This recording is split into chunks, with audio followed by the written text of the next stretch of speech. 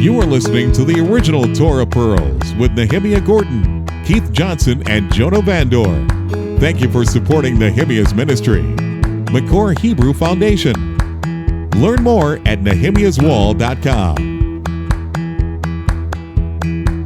Hey to everybody listening around the world, and thank you for your company. Joining me this hour, once again, Nehemiah Gordon and Keith Johnson. Now, my friends, if you haven't got these books already, you really need to get them. Let me just give you the websites once again. For Keith's His Hallowed Name Revealed Again, and also the 12-episode DVD series His Hallowed Name is available from www.hishallowedname.com. www.hishallowedname.com. The other books, A Prayer to Our Father. This is the one that Keith and Nehemiah co-authored, A Prayer to Our Father, the Hebrew Origins of the Lord's Prayer. And that website is aprayertoourfather.com. And of course, Nehemiah's The Hebrew Yeshua versus the Greek Jesus.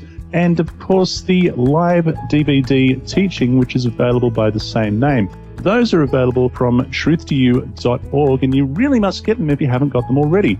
Welcome back to the program, my friends. Great to be back. Here we go. And this week, so now, Nehemiah, how do I pronounce this? Is it Vayeira? Vayeira, right. Vayeira, okay. The Bereshit, Genesis 18 to 22. We're talking about the destruction of Sodom and Gomorrah, the birth of Isaac, and the testing of Abraham's faith with the offering of his son upon the altar. But first, may I just read the first couple of verses? It goes like this. Then Yehovah appeared to him by the terebinth trees of Mamre, as he was sitting in the tent door in the heat of the day. So he lifted his eyes and looked, and behold, 3 men were standing by him. And when he saw them, he ran from the tent door to meet them, and he bowed himself to the ground. 3 men. Keith. Yeah, I mean, this is interesting stuff. My first thought is how cool it must be for Abram to have this visitation, and it's kind of interesting that it starts out by saying, Yehovah, or the Lord in English, appeared to Abraham, but then it immediately says after that. It says he appeared to him, but then it says, and Abraham looked up and saw 3 men. So I think we could take the first verse and set that as a separate issue, that he had a revelation. Is that fair, Nehemiah? Well, I mean, there's 2 ways of understanding the passage, even in historical Jewish sources. One is that the entire chapter is a vision, that all of this happened while he was in some kind of a dream or trance state. And the other is that only verse 1 is that dream, trance, vision. And that from verse 2, he's then, looking up and he's awake. And that's why in verse 3 says, and he said, Adonai, if I find favor in your eyes, do not pass over from your servant. So that's traditionally understood to be that he's speaking to God, Adonai. But Adonai could also be my Lord. And it's possible he's speaking to the 3 men. Mm-hmm. So there's 2 ways of understanding that. Sure. So what's the Torah Pearl? The Torah Pearls is there's both possibilities here. That he could either be speaking to the 3 men, please, if I find favor in your eyes, don't pass away from your servant, meaning come and stay in my tent and let me serve you. Or he could be saying to God, I got to deal with these 3 guys, so please don't go away while I go deal with these 3 guys. Mm-hmm. So those are 2 possibilities, and, I think we should leave it up. I'm fine leaving it up to the reader to decide. I don't know myself which one it is. Both of those are definitely possibilities. Well, he goes on to say, he shows some incredible hospitality, and I mean immediately so. He shows some incredible hospitality to these visitors. And now, Nehemiah, I'm going to get back to the 3 men just in a moment, when Abraham later intercedes for Sodom. But before we get there, this verse 8, this is what I call the cheeseburger of the Bible. Can I get you to sort of unpack that a little bit? Because there is an understanding in rabbinic Judaism. The cheeseburger of the Bible. The cheeseburger of the Bible. That you're not allowed to mix dairy with milk, right? Mm-hmm. Right. That's what the rabbis teach. And they base that on the verse that appears 3 times, commandment that appears 3 times in Exodus 23:34 and Deuteronomy 14. It says, Lo tevashel gedi b'chalev imo, which means you shall not boil a kid in its mother's milk. And the rabbis say that means you're not allowed to eat meat and milk together, not only cook them together, but even eat them together if they're cooked separately. And so then they have obviously a problem here in the passage where it says that Abraham first served beef, and then he served also this butter, or possibly some kind of a yogurt. And So the rabbis come up with the explanation. They say, well, they were angels and they didn't really eat it. They only appeared to eat it. And okay, so why did Abraham serve it if this was, against God's commandments? And my answer is that don't boil a kid in its mother's milk means don't boil a kid in its mother's milk. Mm-hmm. And since Abraham wasn't boiling a kid in its mother's milk, he was simply, as you say, serving a cheeseburger, so to speak, or probably, as it were, beef with a cream sauce. That was permissible. Nice. Meaning meat and milk are absolutely fine together according to the Torah. They're absolutely delicious together, let me say.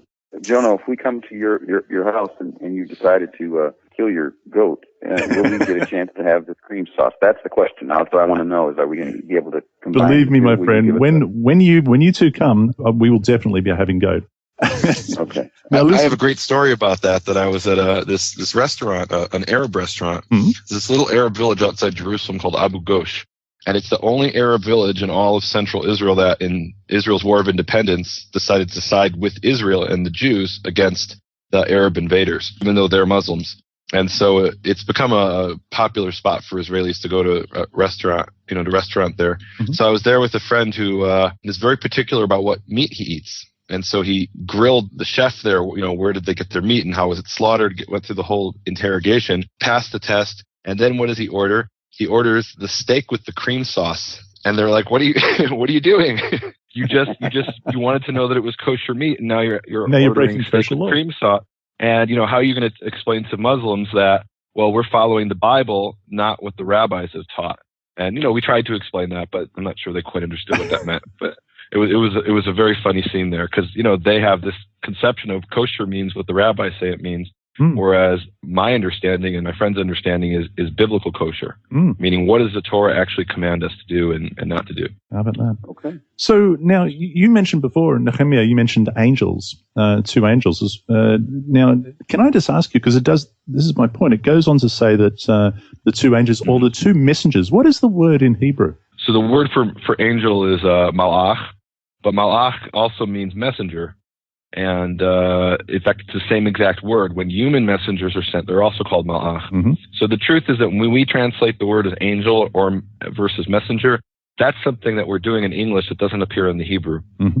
Meaning, we're making a theological decision here and saying, okay, these are spiritual entities and these aren't physical entities. But in Hebrew, it's the same exact thing, malach. Mm-hmm. And sometimes it's spiritual and sometimes it's physical. But in the context. But it's the same exact word. Well, this is the thing. This is the context. So is there any reason why it can't just be 3 men, 3 messengers from Yah? Oh, in this passage, it definitely says men. In Genesis 18. Genesis 19, it then mentions 2 messengers. And they specifically mention that they were sent there by Yehovah to save Lot. Mm-hmm. And that's what the word messenger, malach, really means. It means one who is sent. It comes from the word lamed aleph chaf, which means to send to do a task. Okay, so they could help a little Torah Pearl here. It might just help people that are reading. And one of the things that I'm doing is, so I have my Hebrew Bible here, and I have my most popular NIV over in this part of the country. The part of the world. A lot of people read NIV. Many people read the King James version, but I have both. And I'm just wondering for the people that are listening that don't have access to the Hebrew Bible, because Nehemiah, as you're reading, you have just the Hebrew Bible open and the ability to look at English translations. Am I correct? Yeah. Okay. And then Jonah, you've got both versions open. Is that? Yeah, I've got the New King James in front of me at the moment. Okay. So if I'm here and I'm not throwing my Methodist brothers and sisters under the bus, but let's just say that I'm a good Methodist listening to this, and I've just got my NIV open. And when I'm reading, and it says, I'm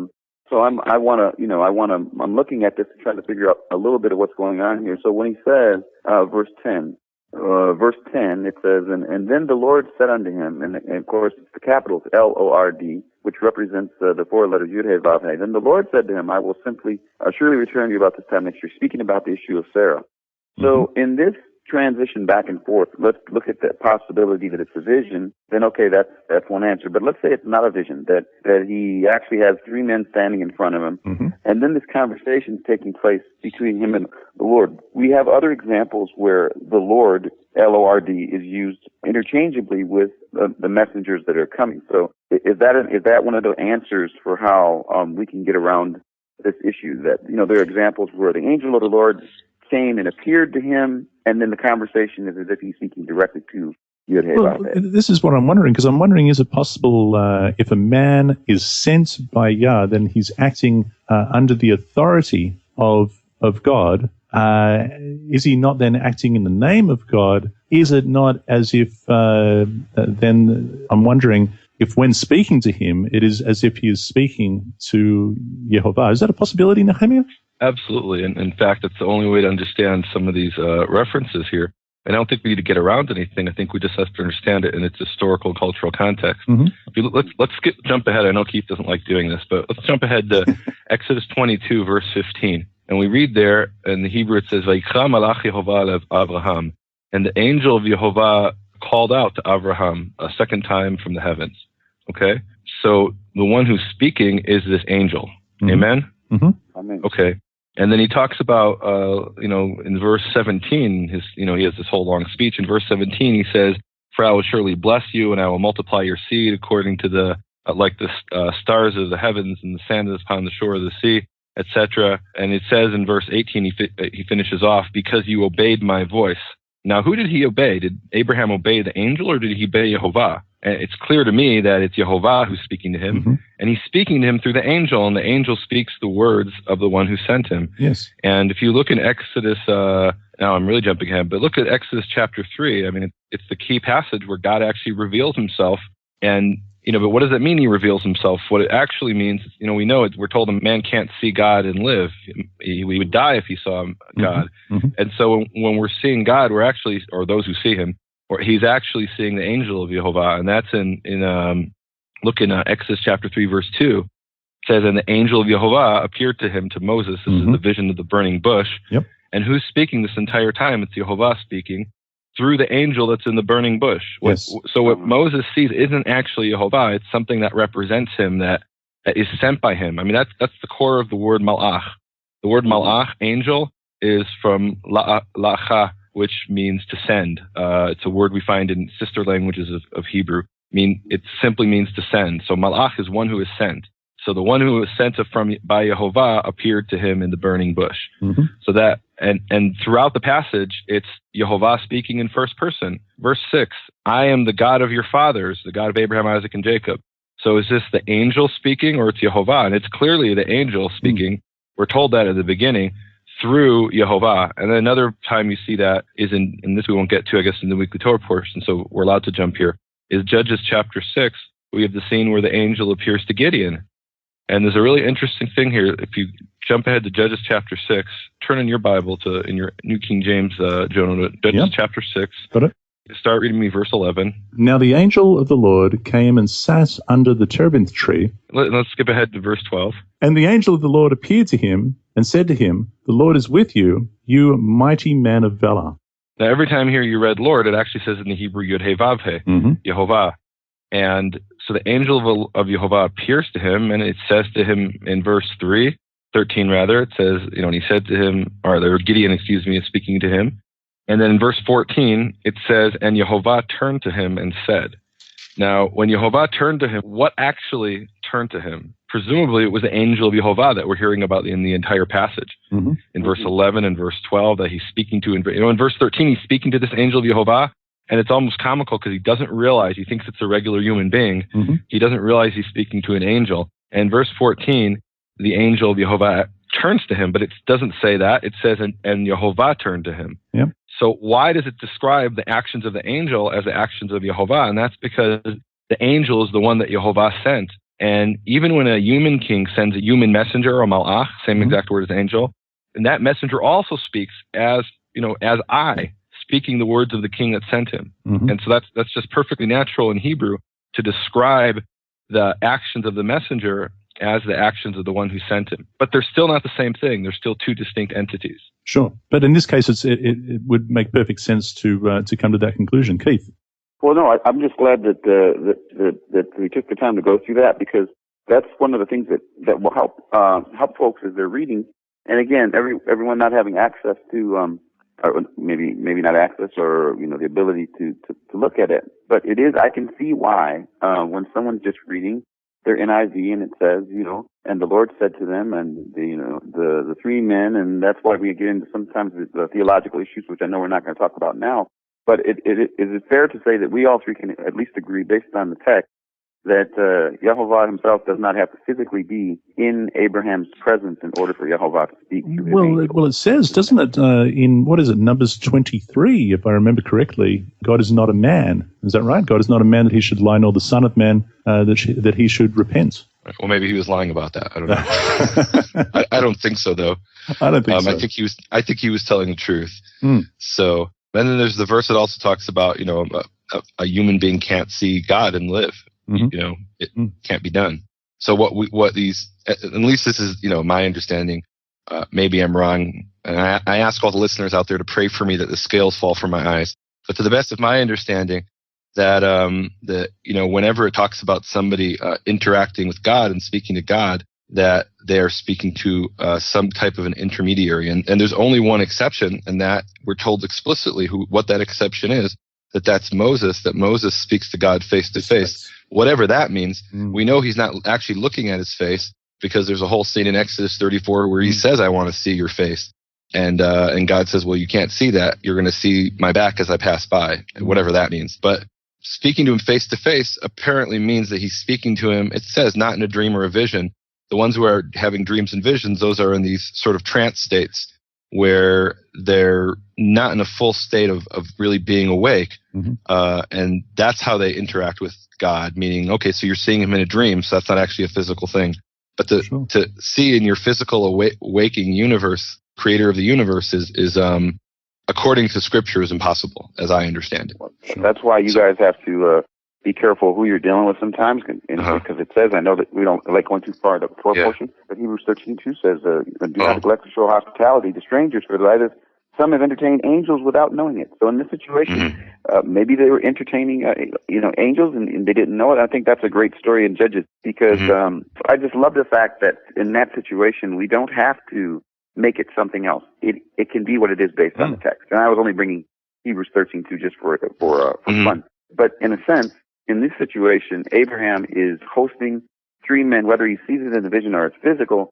These three men represent the ones who come, and that's what we find through the story, is that they're coming with a message. Amen. And they're coming to do the will of the one that sent themselves. Yeah. And one of the reasons to say that it isn't a vision is that Sarah is actually participating as well. She's standing there, and the boy is helping out. I was about to bring the money ball. But like, for example, Maimonides, the great 12th century Jewish philosopher, said, he argued that no, it has to be a vision because, whatever. That's how he understood it. Okay. Yeah. But I think it could go either way. I tend to think it wasn't a vision. That the vision stopped in verse. With Maimonides, and okay. I'm gonna go with the interpretation of Jono, the great prophet of Australia, the great 21st century Australian. I'm inclined to think, personally, that it's not a vision, but because I like to think that they enjoyed their cheeseburger, and I like to think that happened. And even if it's a vision, it doesn't, it still raises the question why he's bringing the meat and milk together, and absolutely. To me, the answer is obvious that there's no prohibition to do that. Absolutely. So the two messengers continue on to do their work, and Abraham engages in a discussion with the man left behind, who is speaking as Yehovah. And the verse that really stands out for me is the end of verse 25, shall not the judge of all the earth do right? I want to hear how that sounds in Hebrew. I mean, will you say that for me? Sure. Which roughly translates as heaven forbid. Chalilalach is an expression that's difficult to translate, but roughly, heaven forbid, shall the judge of all the earth not do righteousness, or not do judgment, mishpat, righteous judgment. Beautiful. And the point there is that God doesn't, kill people, doesn't punish people who don't deserve it. That would be injustice. If and there's a whole discussion of that in Ezekiel 18 and 33. Where the people didn't understand that. They thought that if their fathers sinned, that they would bear the sins of their fathers. And he says, no, if you repent, then the sins of your fathers are washed away. It's only if you continue in that sin that then you get punished for that sin. But if you repent, then the sins of your fathers are washed away like they were never there. They're complete. It says they will no longer be remembered. And the opposite's also true. It says there that if you turn to evil, then the righteousness of your fathers doesn't do you a lick of good. That also will no longer be remembered. And actually, just for the listeners, we did go into God is just. He is just. We did go into detail. If listeners click on guests and click on Nehemiah's name, you'll find a little bit more detail in regards to Ezekiel 18 and 33. And if I remember correctly, 18 finishes with Yehovah saying, I find no pleasure in the death of the unrighteous. So have I got that right? Yeah, he talks about that there as well. So here we are, and Abraham it seems like bargaining with God to, I wonder if he had a lot in mind. I must interrupt you, Jonah, please. Okay. You and Nehemiah have done it again. You've jumped over a major thing here we have to discuss for a second. Let's put the brakes on and go back. No, you guys want to talk about Ezekiel. We didn't even get through Sarah, the little Torah Pearl here for the people. This is the Torah Pearl for the people. Oh, yeah. Because Sarah's there, she's there listening and she's in the vision. You're absolutely right. We missed that. Okay, she's oh, come on, we've got to talk about this. This is the promised seed. I mean, yeah. Here comes the promise of the one that's going to come to Sarah, who's old, and Abraham, who's old. Mm-hmm. And the one little Torah Pearl, and this is, again, I'm just saying here in my NIV, and I wouldn't get this, but it says, then the Lord says in verse 13, why did Sarah laugh? Will I really have a child now that I am old? Well, you know the story that Sarah's there listening to her husband having a conversation. And it says, is anything too hard for Yehovah? I will turn to you at the appointed time next year, and Sarah will have a son. And Sarah was afraid, so she lied and said, I did not laugh. But he said, yes, you did. Torah Pearl. Nehemiah, what's this issue of laughing and this promised son Isaac? What's the connection between the two, you mean? Please, for the NIV readers. Okay. Isn't it obvious? I mean, okay, because the name Yitzhak, Isaac, comes from the word tzachak, to laugh. Mm-hmm. And that's obvious for someone that's reading the NIV? I don't know. The NIV doesn't tell you that. It's obvious in the Hebrew. It appears a number of times throughout these stories related to Isaac, at least 5 times just off the top of my head. When Abraham first hears about this promise in the last chapter in Genesis 17, he laughed, and it says, and therefore you'll call his name Isaac. So, and then again here, she laughs, and again he's called Isaac. You know, it's the second reason for him being called Isaac. And then she says, when the child's born, she says, something to the effect of, let me see if I can find it. So that's in a later chapter in 20. Am I allowed to go to 20? Or yeah, we have 20, 22 or maybe 21. No, 20. Yeah, right. It's the concept of the Torah Pearl. No, it's 21. And Abraham called the name of his son that was born to him, which Sarah bore him, Yitzchak, Isaac. And then Sarah says in verse 6, and Sarah said, God has made laughter for me. All those who hear shall laugh for me. So again, that's a reconfirmation of his name.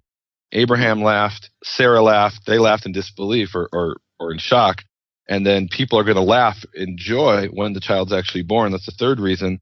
Fourth reason it mentions is that Ishmael is mitzachek, he's playing around. I don't know if we'll get to that.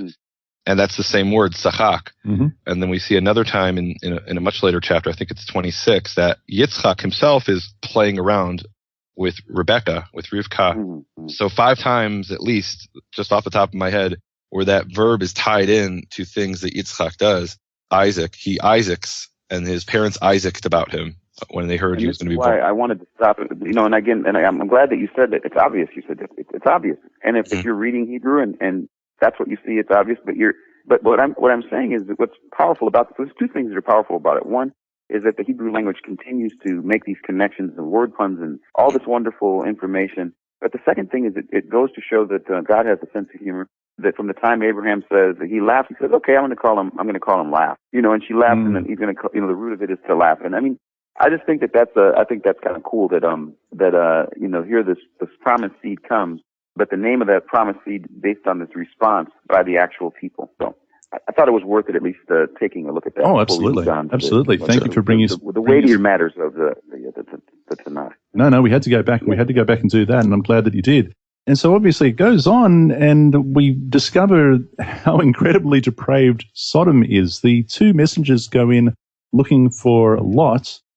He finds them, and so it seems. And again, we see hospitality extended to the men, and he insists that they come back to that. Now, things get kind of weird here, and if you guys want to have a go at this, I don't know how to explain it, but this is what I don't. Okay, all the men of the city, it seems, decide that they want to go and they want to have sex with these 2 men. They go to Lot's house.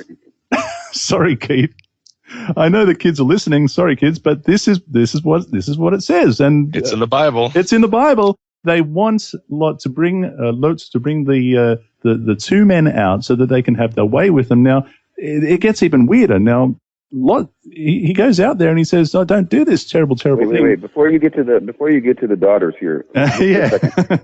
So one of my interpretations I've heard about this for some of the more liberal denominations that exist in that want to sort of pass over this passage, but they want to hold on to the Bible, is that the reason that the men are gathering around the house is that they're upset that it was not in Middle Eastern hospitality for Lot to bring them into the house without introducing them to community, and this is why they're coming to the house, is they're saying, look, you've broken our tradition of introducing the men to the community, and that's the only reason that they're coming. They just simply want to meet the men. They want to. Oh yeah, of course. Well, no. I mean, And come of course, on. that's why the angels strike them with blindness. Because no. This is what it says in my Bible. In my Bible, it says, Keith, you could be right here. It says, bring them out so that we may know them. That's what they wanted to do. Hey, bring them out. We just want to. Hey, how you going? My name's Jimmy. You're Fred. This is James over here. And how you going? Let's have a barbecue. Let's get a few beers going on. Right. What do you reckon? I don't know about that. Yeah, well, that's no in the biblical sense. Oh, right. Well, can you just tell like us what you were Adam knew sense? Eve, his wife. Right. And the fact that he says, no, you know my daughters instead, tells you that all right. Now, what their intention was. What does that tell you? I mean, okay, now let me say this: if the whole town of Cowra, New South Wales, came to my place, bunch of blokes started banging on the door, saying, "Hey, the Jew and the black guy that came into your house, send them out here because we want to know them." I can assure you that wouldn't be happening. But the other thing that wouldn't be happening is I'm not about to offer them my daughter. I might offer them. I wouldn't even offer them my dog. I'd offer them my chainsaw, perhaps, but. I don't understand it. Where does Lot get this idea? I think what's happening is like Lot and the men of Sodom are like caricatures almost of the opposite of Abraham. Because Abraham is this, righteous man who offers hospitality to three strangers who he doesn't even know them. And they come by in the middle of the desert and he offers them hospitality. And so the men of Sodom are the exact opposite. When strangers come to town, nobody takes them in. And the one who does take them in, the other people of the town come and want to attack these men. And then Lot also doesn't quite understand the idea of hospitality either. He's taken the idea of hospitality. He's almost like treating it in a legalistic way. He learned from Abraham about hospitality, so he's got to imitate what Abraham does. But it's to the point where he's now harming his own family because he's like, okay, we've got the law of hospitality. We've taken in the strangers, but he doesn't have the righteousness. He's just imitating, going through the motions. And so he offers his daughters, don't rape these men, rape my daughters instead. I mean, he's almost as wicked as the men of Sodom, maybe more so in a sense. And he definitely didn't get saved from that situation because he deserved to. It explicitly tells us later in the passage that the only reason Lot was saved was because of Abraham. God was doing Abraham a favor. But Lot himself, proved himself, like he starts off, sort of being righteous, but then he also fails the test. Sure. Very bizarre. And we can't really talk about this story without mentioning the story. I think in Judges, I believe it's it's like 19 or so. Concubine. The concubine of Gibeah, and there it talks about, it's Judges 19, about almost an identical story, but that happened not in Sodom, in an Israelite city, the city of Gibeah, which is about 5 miles north of where I am right now. And what happened there is there was a man traveling with his concubine. And they stopped. They were actually walking by Jerusalem as it was getting dark, and they said, "Well, we're not going to go into a Gentile city. We're going to continue to an Israelite city to stay the night." And so they stayed the night in Gibeah instead of the Jerusalem, which at the time was a Jebusite city. And almost the identical thing happens. The people of the town surround the house where they're staying and demand that the concubine be sent out, and she is, and she's raped to death by the men of Gibeah. And the response is a swift and violent response against those people. Might I just bring something? Wasn't it that first they wanted the man to come out, and then he gave the concubine instead? Is that it? If I remember correctly, I think. In other words, I thought you were going to make the connection that the issue being the same, that this man was also hosted, and they asked for him. Right, and, he was also hosted. Yeah. Let's see. And I've learned from Nehemiah that you have to open, if you're going to bring a verse or if you're going to bring a chapter, You've got to actually go to it because. Amen. Yep, we can be specific. and I'm so looking it up now. You can't. Yeah, look that up quickly. Mm-hmm. And because I think the real issue being that, like you said, Nehemiah, they're going to this Israelite city thinking that there would be safety there, or that would be, Right. a better place. But what chapter is that? That's in Judges 19. Let's see, it's like around verse 23. He was a Levite. Okay. Right. Okay, verse 22. Oh, yeah, it says, bring out the man who has come to you that we may know him. Okay, you're right. Yeah, verse 22. So instead, they send out the concubine. Yeah. Exactly. So bring out the man that they might know him. And again, the issue being to kind of confirm what we're talking about here regarding to know and to. Actually, he sends out his daughter and the concubine. Mm-hmm. Ay, caramba. In verse 24. So yeah, so he's kind of like a latter day Lot. Yeah. And meaning that the men wanted to know the man. I mean, right. We're dealing with this issue that no one wants to talk about here. We're dealing with an abomination and homosexuality in its. Okay, we're gonna have to edit out this portion. No, we can't edit out this portion. No. What I don't understand is this, and the reason why I want to, for people that are listening, the thing that I struggle with most is, okay, so we come a part of the text that is obvious. Obviously, what we're dealing with here is that these men in Sodom want to have sex with other men. Mm-hmm. And so what people do is they do all these gymnastics to get around it. Now, and like I said, some of the liberal denominations, they will say, no, it had nothing to do with sex. It had to do with an issue of hospitality. The Judges chapter that Nehemiah just brought up, which is a great example, there's no question there. The man, you want to ravage the man, and the man instead sends out his concubine, and you ravage the concubine, and we know what happens there. But again, it's the depth of immorality and impurity and debauchery that's happening in this situation. Now, people can then make judgments about why I'm bringing this up. This is what we're reading, and like I say, what I struggle with is then there's a certain agenda will come and say, well, because we're a homosexual community, we need to not have this passage be in the Bible, because we want the Bible, we want the goods, we want the part that's promise and love and care. We don't want anything as far as a picture that there's judgment as a result of this act of sin. And that's exactly what. Well, to play the devil's advocate, this isn't really about homosexuality per se. It's about, it's about rape. Yes, I was about to say it is. And the men both of Sodom and Gibeah, they prefer them to rape a man, but they're willing to rape a woman if that's all that's offered to them. You know what I mean? So, you bring up the point. Is it not then a possibility, at least a possibility, that they offered them the women? No, I think they offered the women because they were misogynists and didn't value women.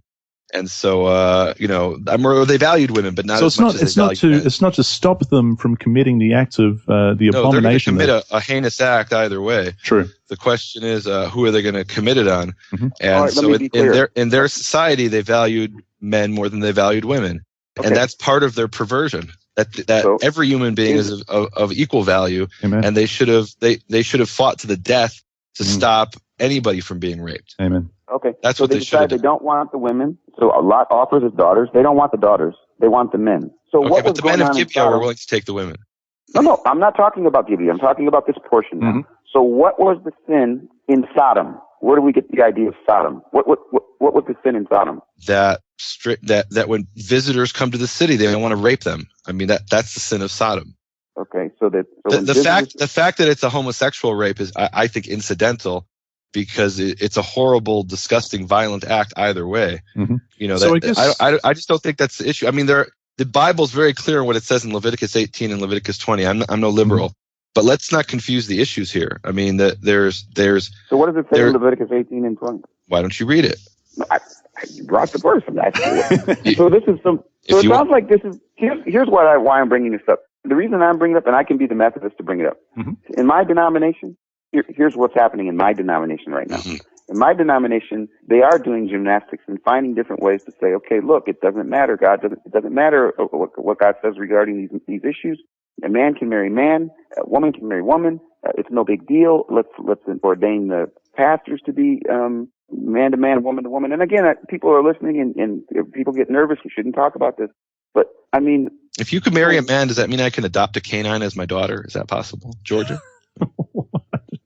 No, but why don't you go ahead and read Leviticus 18:22? Since I'm staying in the Torah portion right now. I'm just looking at the Torah portion. So the way it looks to me is like you're saying that the liberals in your denomination are doing these mental gymnastics scriptural gymnastics to try to explain away what Scripture very clearly says, what Jonah's about to read.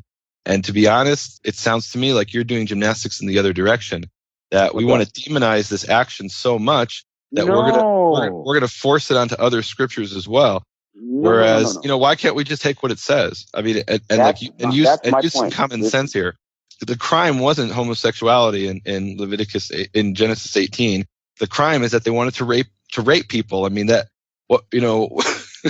it just seems obvious to me. I don't know. Well, that's the words on the page, but clearly it illustrates. I was going to say implies, but it's stronger than that. It really does illustrate that they were living in an environment of rape. They were, but also in amongst that, it was nothing to them to conduct themselves in homosexual rape as well. And so it seemed like whatever was on the menu, that was what was going to happen.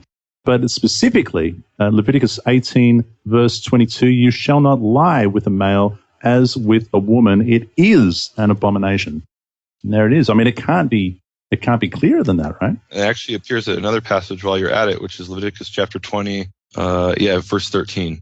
Verse 13, and it says, if a man lies with a male as he lies with a woman, both of them have committed an abomination. They shall surely be put to death. Their blood shall be upon them. So what's the Torah? So what is just out of interest, Nehemiah, what does the word Sodom and Gomorrah mean? The Hebrew word Sodom and Gomorrah. What is Sodom and Gomorrah? I don't know. Those are necessarily Hebrew words. Sodom, as far as I can tell, those, if they're Hebrew words, they're obscure words that wouldn't be obvious what they mean. Okay, so we dealt with that wonderful little situation. So these terrible rapists have come to the house, and then the grace comes, right? Do we get to move to the grace? Well, as Nehemiah says, they struck them with blindness. So they pull Lot back inside. They strike them with blindness so that they cannot find their way around. They can't, get the door and so on and so forth. And then it goes about this sense of urgency. I mean, there's a real sense of urgency, and of course there would be after that. Get me out of there. And of the angels, of the messengers, telling them to get your stuff and get out and go now. And there seems to be a little bit of leeway here when dealing with Yehovah. And we see that with Abraham. We see it here with Lot. When Lot says to them, "Oh, look, I don't want to go to the mountains. Can I just go to this place over here? There's just a little city." In fact, that's what it's called. Is that correct, Nehemiah? It's Zor? Mitzar. He says it's a small city. It's Mitzar, and so therefore it was called Soar. Okay. Soar, Mitzar means small. And he agrees. It also comes from the word Sa'ir, which means young. And he's allowed to go there. And the interesting thing is that the angel says, go now. I can't do anything until you get there. And of course, we see in verse 26, after they were told just to go straight away, don't turn around, don't delay. But his wife looked back behind him, and she became a pillar of salt. Mm-hmm. Mm-hmm. Yeah. And what's interesting is that whole area where Sodom and Gomorrah used to be what today is the Dead Sea, and the region of the Dead Sea.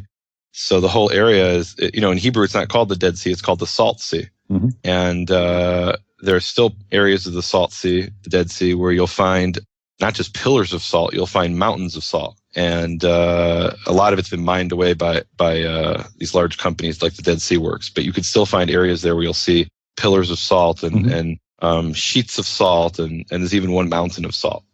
Wow. So, it's pretty cool.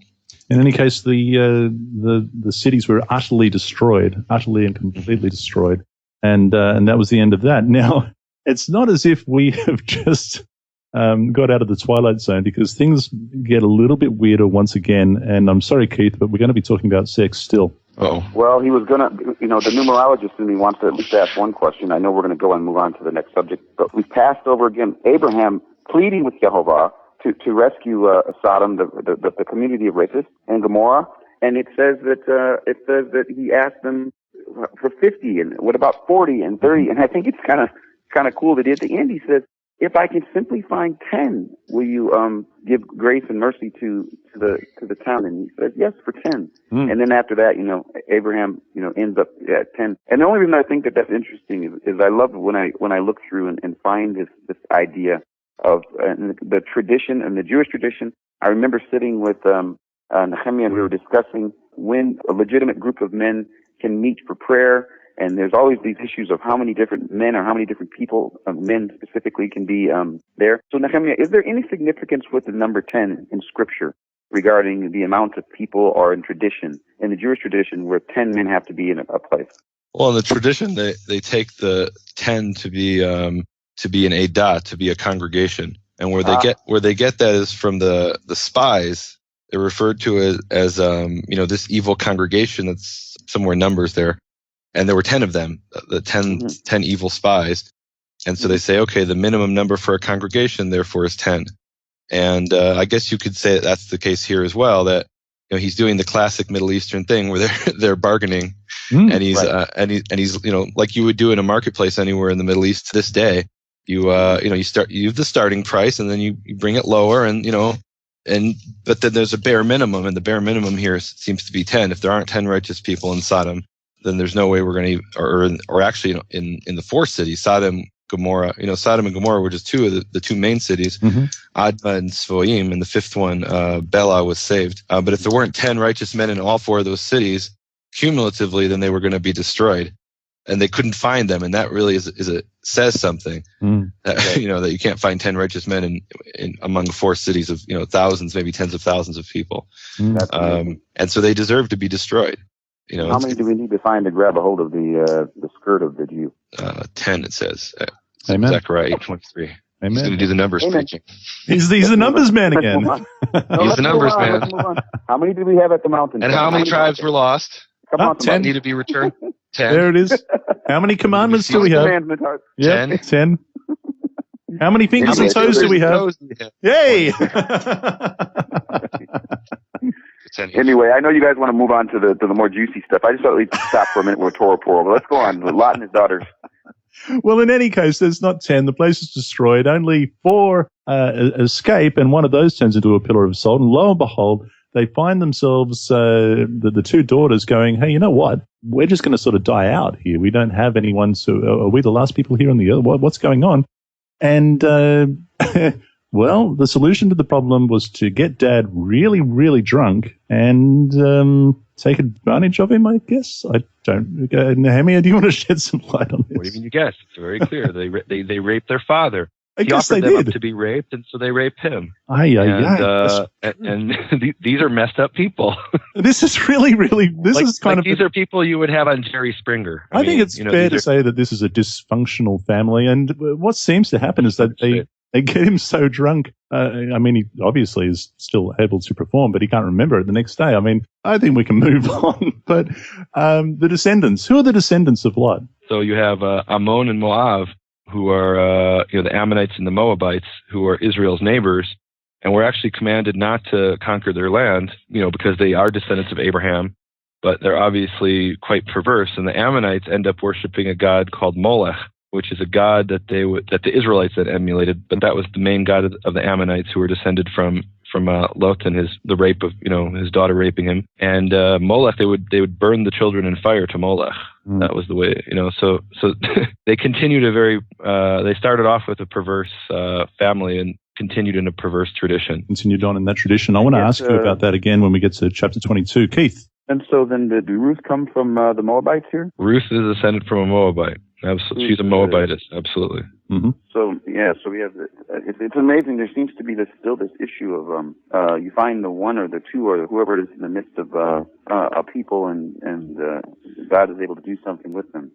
What it shows is that a person can overcome their heritage. That even if they do come from the most perverse, abominable nation on earth, that they still can choose to do good and not do evil, and end up being a righteous person and having righteous people descend from them. Because obviously, Amen. King David and the future Messiah are both descendants of Ruth the Moabitess. Amen. So the next thing that happens here is something that has happened before. Obviously, this is Abraham and Abimelech. And we may, for the sake of time, skip over that one, unless you guys want to. Unless Keith, is there a talk? No, let's jump ahead to the binding of Isaac. The birth of Isaac, and so so chapter 21, Yehovah visited Sarah as he had said, and Yehovah did for Sarah as he had spoken. And Sarah conceived and bore Abraham a son in his old age at the set time which God had spoken to him. There we go. Named him Isaac. Mm-hmm. Amen. And of course, he was circumcised, as we read here in chapter 4. He was circumcised on the 8th day.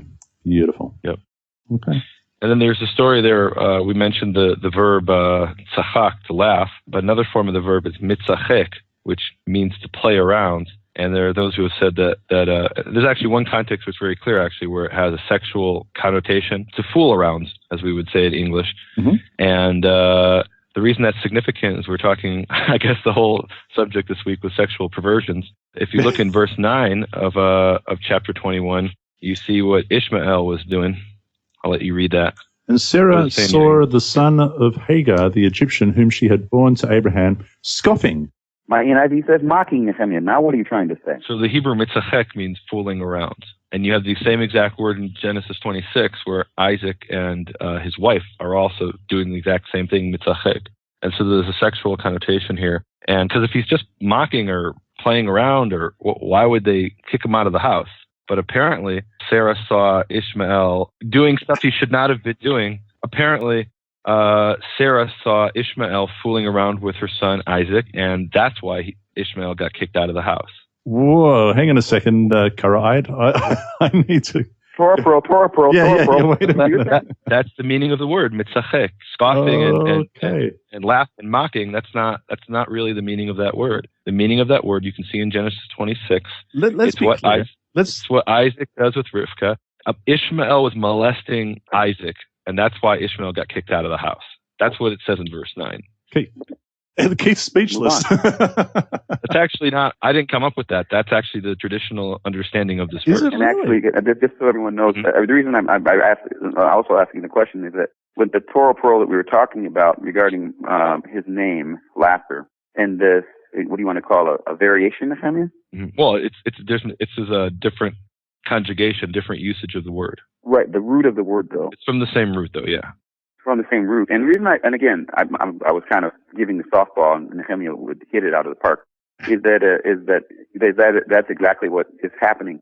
Like how can I put this? The meaning of words and how those words are used. One of the most frustrating things that I used to have to do, and I used to get mad at Nehemiah about this, because we would be doing something and we'd come across a word, and he'd say, well, there's no way of getting around this. You have to see how this word is used every single time. And of course, when we get to this word mocking in my NIV, and I find out what that word actually is and how it's used every single time, you find out that's exactly what's happening. And I think that's an important concept. Of course, this word is a juicy issue that we can bring up to discuss, but the approach is to find out how a word is used. And that's kind of what I wanted to bring out, because we see this word. No one argues that word being used with Isaac and his wife isn't that they're playing tic-tac-toe, but that they knew that as they looked at them and saw them caressing or doing what they were doing, they said, oh, they must be married. Mm-hmm. So you know what I'm saying? That's the point. I'm actually glad that you brought that up. Thank you, Nehemiah. That's amazing. I had absolutely no idea about that one. I'm going to have to read through that one again. We're going to have to jump. Torah Pearl. We're going to have to jump ahead for the sake of time. I'm going straight to chapter 22, if that's okay with you guys. And now it came to pass after these things that God tested Abraham and said to him, Abraham, and he said, here I am. Then he said, take now your son, your only son, Isaac. Now that's interesting. Your only son, and go to the land of Moriah and offer there as a burnt offering on one of the mountains of which I shall tell you. Now this is an incredible passage, but I just want to bring you back, Nehemiah. You made reference to Molech, the god of the Moabites, and how they used to offer the Ammonites offer their children make their children pass through the fire, as it says in Deuteronomy. Mm-hmm. Clearly, Jehovah does not condone human sacrifice. Mm-hmm. How are we to understand this? So the way I understand it is that if God had not asked Abraham to do this, that the nations would have all looked at Israel and said, yeah, okay, you guys do that because it's easy. You've chosen the easiest God to follow. He doesn't really ask you to do all that much. We actually sacrifice our children to our gods. And so Abraham had to prove that he was willing to do that. But when the actual moment came, God stopped him, because God does not want human sacrifice. The human sacrifice is an abomination to God. Mm-hmm. I mean, he says that very clearly in a number of passages. Yeah, indeed. I think it's also really important that we as the reader, we know that there's a test. Abraham doesn't know it's a test. Right. Like we're reading Genesis 22. It says sometime later God tested Abraham. Okay, that's for the reader. God doesn't say to Abraham, hey, Abraham, listen, I'm about to put you through a test here just to see whether you'll do this. Abraham doesn't know it. And again, we have the same statement, the same thing happening in Genesis 12. God speaks to Abraham. What does Abraham do? He does it. God says to Abraham, he says, Hineni, here I am. And God says, take your son. And then he doesn't even tell him. He says, go to the place that I will tell you about as you go. Mm-hmm. I mean, that statement that we mentioned earlier in our core portion in Genesis 12, Abraham is still living that way. At what age is he now? 99 or He's old. He's old. He's older. 25 years later, he's still walking with God, and he's still listening, and he's still hearing, and he's still doing it. Again, we know it's a test. Abraham doesn't know it's a test, and Abraham is still walking that way. And I think that's a pretty powerful statement within itself. It's exceptionally that he doesn't powerful. know. He's just doing what's going on. Not only is he still walking with God, but he's 100 years old, and he's walking up a mountain to do what Jehovah has instructed him to do. But in verse 10, and Abraham stretched out his hand and took the knife to slay his son. But the angel of Jehovah called to him from the heavens and said, Abraham, Abraham. And so he said, here I am. And he said, do not lay your hands on the lad or do anything to him, for now I know that you fear God, since you have not withheld your son, your only son, from me. My goodness. And that's profound because, we talk about Abraham having faith, but he says, now I know you really have faith. Up until now, okay, you said you feared God, you loved God, you believed in God, but this showed that was really true. Your actions showed it. And, that's a theme throughout the Tanakh, that faith without action is meaningless. It's not real faith. And also when he says, the first time he says Abraham once, he says, here I am. The second time he catches him, he says, Abraham, Abraham, and he still says, here I am. And it's interesting to me that being that I believe that Yehovah is all-knowing, that he knows what the issue is, but this is for Abraham. Like Abraham, when he says, now I know, it can also be for Abraham. Abraham, now you know that you're willing to do anything that I ask you to do and call you to do. And that's the way I want my life to be. I want to be able to know for myself. I know that God knows, but I want to be able to know for myself. And in the midst of me doing something, when God says, okay, I know, Abraham could have said, no, you said it the first time, I'm going to follow through and kill the kid. No, he spoke to him. He still has his ear tuned to God. In the midst of everything, he still has his ear tuned. And I think that's pretty significant. Yeah. So wrapping this up, I just want to read these verses here. And Keith, if I can get your thoughts on this, because this is certainly a Torah Pearl, if ever there was. This is from 15 to 18. Then the angel of Jehovah called to Abraham a second time out of the heavens and said, by myself I have sworn, says Jehovah, because you have done this thing and have not withheld your son, your only son. Blessing, I will bless you, and multiplying, I will multiply your descendants as the stars of the heavens and as the sand which is on the seashore, and your descendants shall possess the gate of their enemies, and in your seed all the nations of the earth shall be blessed, because you have obeyed my voice. Keith. Well, may it be that I just think it's interesting. The reason what catches me is whenever you see those words, I swear by myself, or by that I swear. I mean, it's like Yehovah saying, look, regardless of what you see anyone else making a promise, when I swear by myself, when I make this promise, you can take it to the bank. I mean, he's lifting up his hand and saying, look, I'm the one that you can count on. I'm the one that's saying this. And so when we hear that, when he says, I swear, then we can know that that's something. And of course, Abraham can know that God is putting it on him, and he doesn't lie. Absolutely. Nehemiah. Well, verse 18 has kind of a little bit of a pearl that I'll just quickly mention. It says, in your seed shall be blessed all the nations of the earth. That's something that appears a number of times throughout Genesis, referring to Abraham and Isaac and Jacob. And the word there, they will be blessed. The root is barach, which means to bless, but it really, raises the question, how are the nations of the earth blessed in Abraham's seed? What exactly does that mean? And the rabbis talk about this in some of their ancient writings, and they point out that the word blessed could also mean to graft. And the reason it means that is that the core word there means knee, like the knee on your leg. Sure. And one of the ways of grafting is you lop off half of a branch, and you stick another branch onto that piece at a right angle, and or even you shave off top of the branch and stick another branch there at the right angle, and it forms a knee. And what they explain is that what this means, this is the ancient rabbi saying this, they they say what this really means is in your seed, all the nations of the earth will be grafted, which is pretty cool. Which is pretty cool. And if I understand that correctly, what that's that how they're means, blessed, by being that's right. So joined into anybody, Israel. the nations can be joined into Israel, can take part, can enter into the covenant and take part in these, be recipients of the promise. Is that fair to say? That's exactly what it's and saying. so the word in English is absolutely essential to these statements. And let me just finish with this, because Keith, you've got the NIV in front of you. So if we look at blessing, I will bless you. Verse 18. Verse 18. Okay, and through your offspring, all nations on earth will be blessed. Yes. What happened to in? They didn't like in, so they changed it. They didn't like in, so they changed it. If you go to, you'll find that in verse 12:3, and you'll find it everywhere where it says in, they changed it to through. And I'll let the listeners think about that and come to your own conclusions as to what difference that makes. But when you really do think about it, it makes a very big difference. There it is, my friends. There's the Torah portion. We've run out of time. Thank you, Nehemiah, Gordon, and Keith Johnson for coming back onto Pearls of the Torah portion, my friends. Thank you very much. Thank you. Shalom. Thanks for having us. Thanks for coming back on next week. The life of Sarah, chapters 23 to 25. In the meantime, listeners, be blessed and be set apart by the truth of our Father's word. Shalom. You have been listening to the original Torah Pearls with Nehemiah Gordon, Keith Johnson, and Jonah Vandor. Thank you for supporting Nehemiah's ministry, Makor Hebrew Foundation. Learn more at nehemiahswall.com.